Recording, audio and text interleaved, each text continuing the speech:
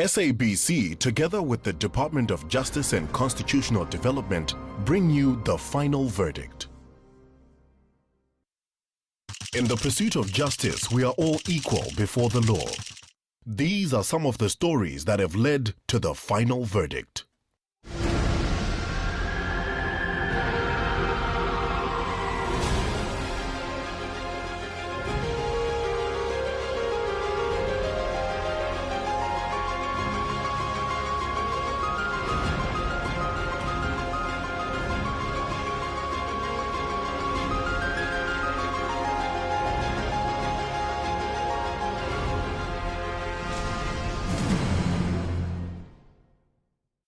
The Small Claims Court Act gives South Africans the opportunity to institute minor civil claims in a speedy, affordable and simple manner without an attorney. Claims must not exceed 12,000 Rand in value and may involve repayment of monies lent, delivery of movable or immovable property, or payment for services rendered. The Small Claims Court is very accessible to the average person, you and I. In part because the procedure in the Small Claims Court is very simplified. It is intended for people to access a court without the necessity of having a legal representative. It doesn't cost you anything except that it costs you the fee of the sheriff to deliver the summons, which is in the region of 100 Rand or so, which you get back if you win your case. But other than that, that is all the only cost.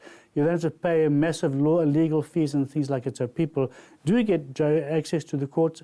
They do get justice. Last year, 187,000 cases were handled countrywide by the Small Claims Court. So that gives you an idea of, what an important role it really plays.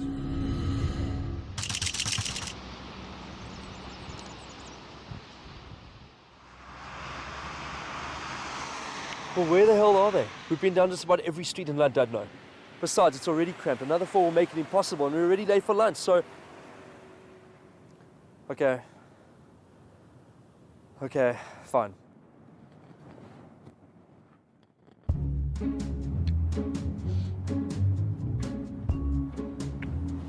Sorry, guys, we're just going to have to keep on looking. Head office is calling them right now, and then we can pick them up and head to lunch. Dude, it's 3 o'clock already. You're gonna buy me dinner by the time we kick it. This is lacherlich. I want to go. Sibling. He gets grumpy when he's hungry. It's a mess. I'd feed him before you, but that's just me. People, this is not my problem. This comes from above. Capiche? Comprende? Como estás? You are an idiot. I'm Brazilian, speaks Portuguese. He's German, speaks German. While trying to find the pickup point for the additional visitors joining the tour, the guide had gotten himself and the existing party lost. After spending hours aimlessly driving around, the disgruntled tourists, who were now tired, hungry and fed up, abandoned the tour without paying. I'm gonna go eat. You owe me a dinner. Como estás? Can you believe that? I own my gambling. Not my problem.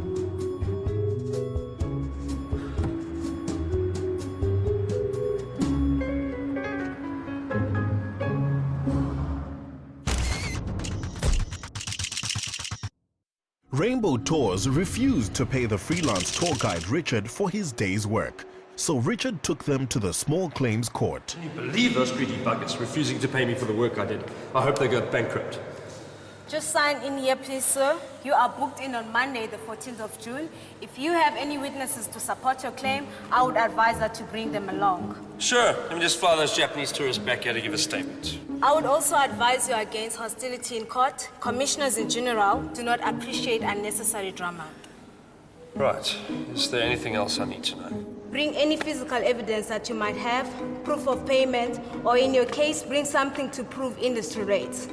And don't address the opposing party without the permission of the commissioner, and just remain calm and polite. Everybody can go to the Small Claims Court, except if you are a company, a CC, or even a partnership. You must be what we term in legal terms a natural person. So that just means a normal person like you and I. You go to the Small Claims Court clerk, you tell him what your situation is. The first thing he will then do is do a letter of demand. This letter is just a printed form. You've given the address of the person that you want to get the money from and fill it in. That letter can be sent via registered post, or you can go and take it to the defendant yourself and serve it on him and just let him sign and say, I've received this letter. If nothing happens, you come back to court and go back to the clerk of the court again, of the small claims court. What do I do now?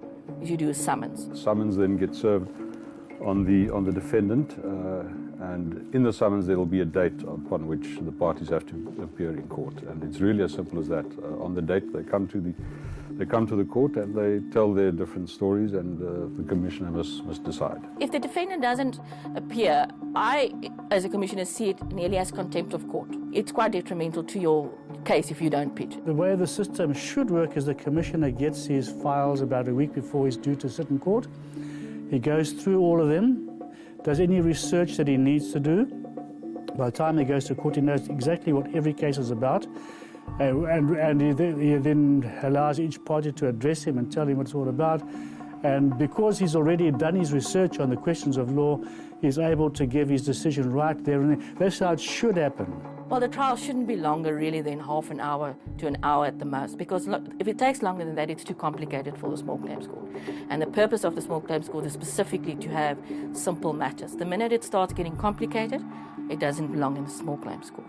At the moment, the highest amount you can claim in the small claims court is 12,000 Rand. Sometimes I have claims of 100 Rand, small little claims like that. But it's important for those people to be able to be heard and to be able to come to court and just say their say without incurring a lot of costs. You can well imagine, how many people have claims in that order that would have no justice if they didn't have a forum in which they could, go and litigate their claims. So it's an important, very important tool in providing access to justice. Coming up, Richard and Mrs. Kravitz from Rainbow Tours go head-to-head in a feisty court battle. That's because they were starving, because she wouldn't let me take them to lunch until we picked up the guests. This is ridiculous.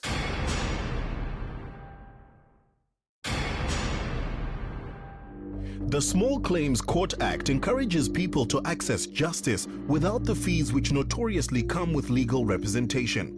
It sets out a simple procedure whereby a claimant may institute proceedings at their local magistrate's court.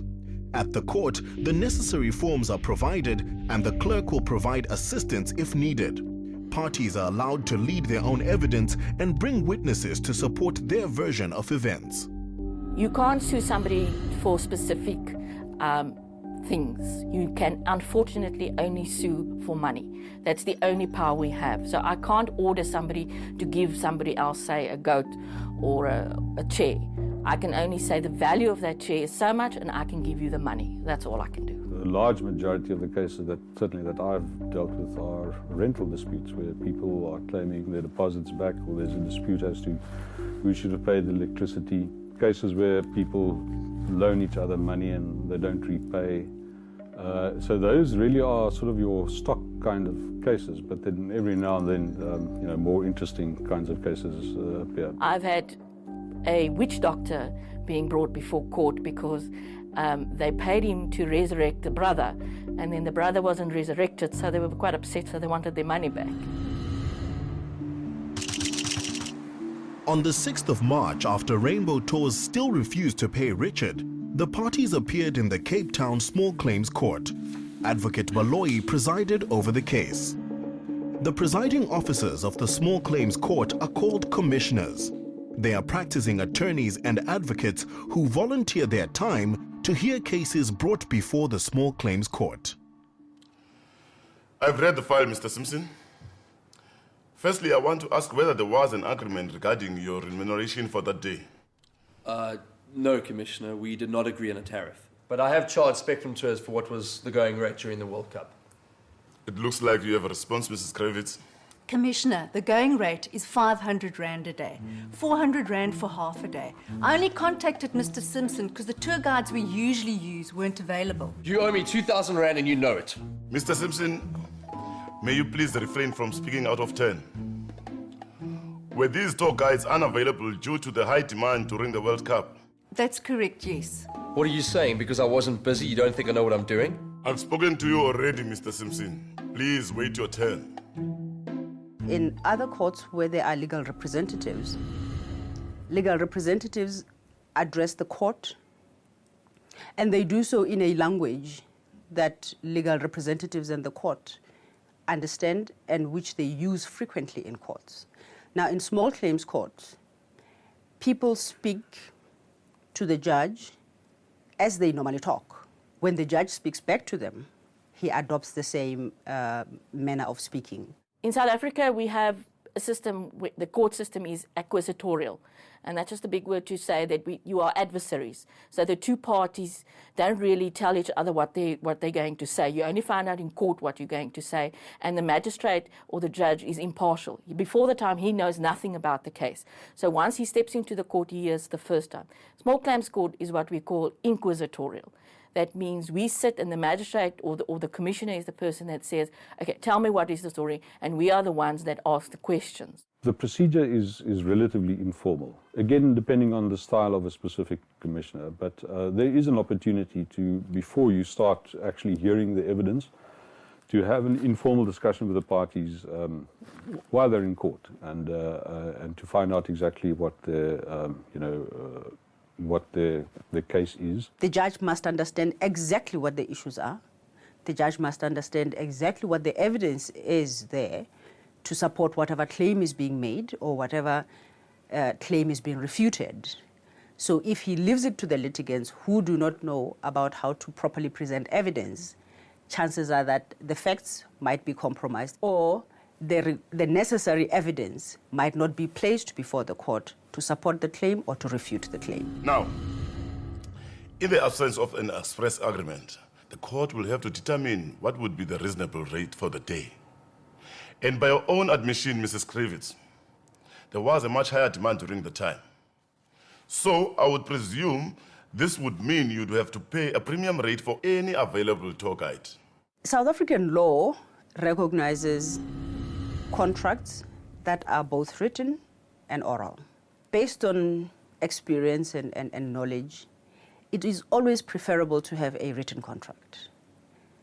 And the reason for that is once there is a written contract, the terms of the contract are in writing, signed by both parties, and that signature indicates that both parties accept the terms. So if one party does not perform in terms of the contract, the dispute really is whether or not they performed. It is not the basis on which they were supposed to perform. But what if an agreement was made verbally over the telephone and there's no hard copy or written paper trail? In a case where parties conclude an oral contract and where money is supposed to change hands, it is very important before any of the parties perform in terms of the contract to understand exactly what amounts are expected from whom. When a dispute arises, it is not unlikely that the one who is supposed to pay will claim a lower amount is due, and the one who's supposed to be paid will claim a higher amount.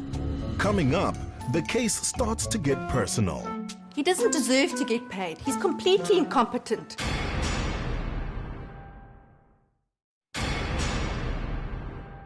Everything was going well until I got a call from the opposing party telling me that we needed to pick up some late editions. Was there enough room for more people? Yes, it was a 10-seater, but it would have been very cramped. If it were my company, I would have turned the others down. It's not your company, Mr. Simpson. You had been hired by Spectrum Tours as a tour guide, correct? Yes, but they couldn't even find the address of the guest house. No, you couldn't find the address. You were supposed to have a map. What kind of tour guide doesn't have a map? Little good a map would do. I expected the driver to know where he was going. I'm a tour guide, not a GPS. Commissioner, I was also informed that the guests found Mr. Simpson to be ill-informed, inefficient, and too familiar. They should have never been expected to pay for an unsatisfying tour. It's not our policy. Yes, fine. Let me hear your side, Mrs. Krivitz. Where do I start? The truth is often best. The plaintiff has painted a total incorrect picture to the court. Any tour guide worth his salt would have thought on his feet. He would have cancelled the lunch in Hout Bay, booked somewhere else in Camps Bay, and then he would have dropped the group off in Camps Bay to have their lunch, and while they were eating, he could have gone and fetched the late editions. To me, it's simple logic, but the word Richard and logic in the same sentence is too far a fetch of reality. He doesn't deserve to get paid. He's completely incompetent, so much so that the group abandoned the trip and didn't even pay. This also would have never happened had Richard followed company policy and collected the money in the beginning of the day. And now, can someone tell me exactly why the tourists abandoned the tour? Or do I have a joy of watching you two squabble the entire evening? They left because they were starving, because she wouldn't let me take them to lunch until we picked up the guests. This is ridiculous. Unbelievable. Unbelievable. You often find some squabbling precisely because parties don't have legal representatives, so they are literally facing each other. We now insist on security in court because sometimes people do get a bit heated and might get shouted. You need to be firm and try and separate them and let them not speak to each other, let them speak directly to the commissioner. But sometimes, emotions run a bit high. The boiling over of emotions isn't always detrimental to the case, because one of the most important things I think of the small claims court is it's giving a place for people to vent, and it gives them a place to tell their story. And even if they lose their case at the end of the day, if they had that opportunity to tell somebody else that is impartial their story, they usually feel better. Most of the squabbles that you get are not complicated. They're just very simple matters that can be sorted out very, very easily. You as a plaintiff and defendant might think that this is so complicated that it's impossible to sort this out, but the commissioner, who's trained in law and trained in everything, listens to you, and within a few seconds he knows exactly which way to go. He applies the law to what he gathered, what he understands to be the facts, and the matter's finished. Mr. Commissioner, the defendant is being ridiculous to suggest I did not have a map. Of course I had a map. The problem was this place where we were expected to pick up the guest was in some obscure location, which we struggled to find. And using this as some lame excuse not to pay me is absurd. I've also brought with me a quote from another tourist company which clearly states how much they paid their guides during the FIFA World Cup. Please hand me up that exhibit.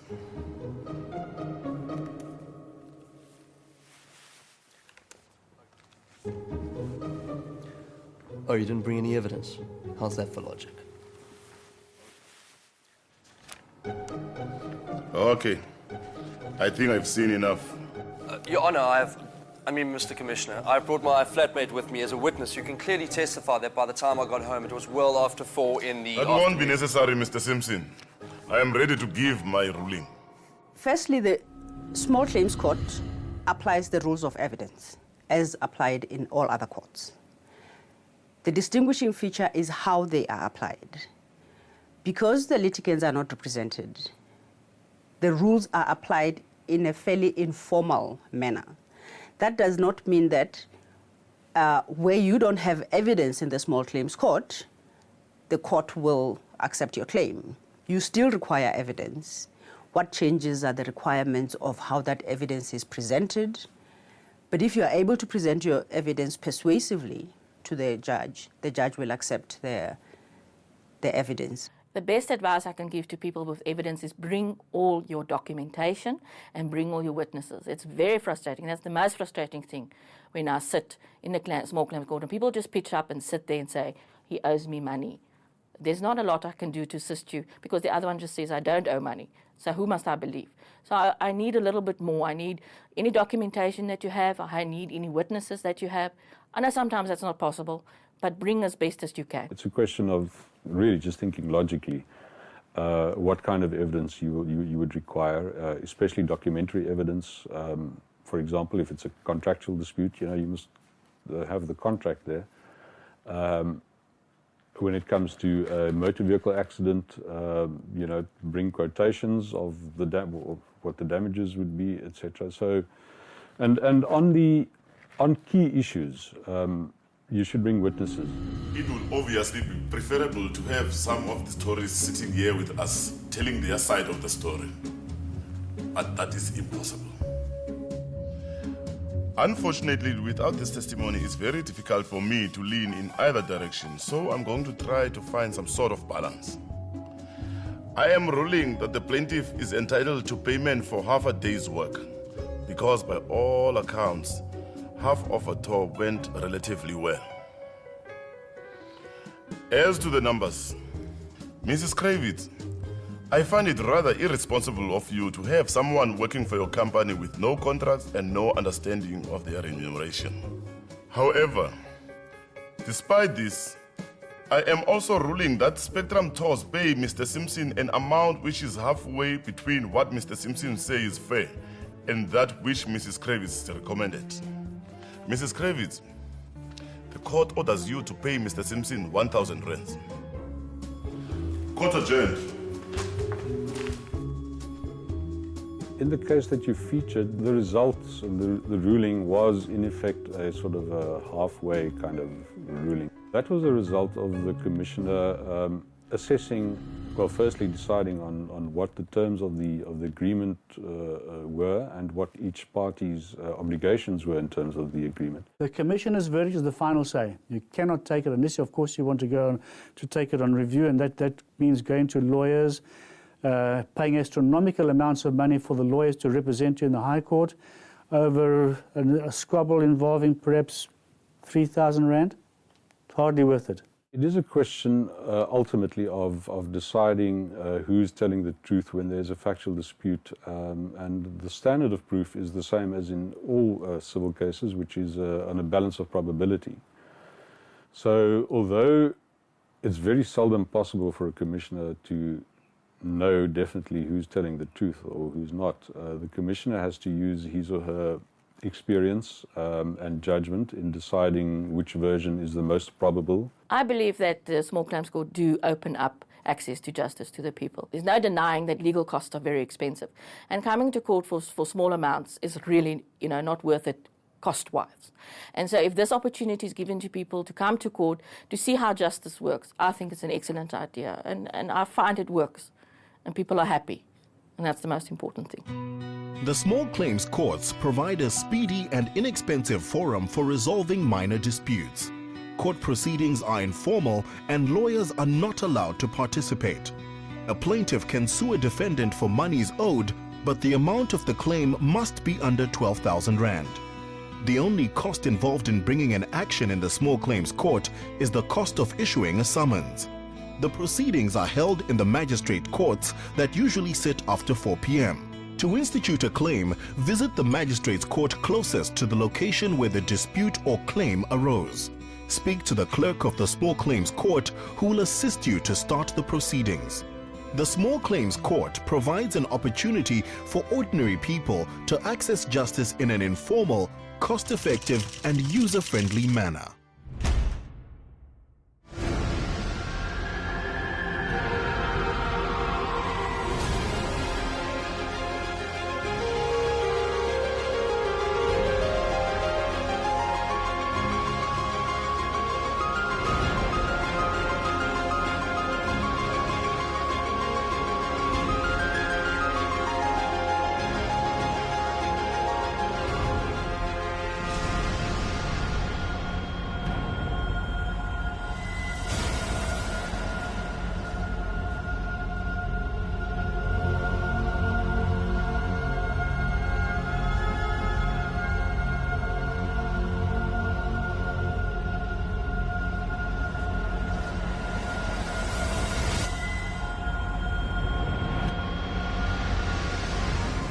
The final verdict was brought to you by SABC together with the Department of Justice and Constitutional Development.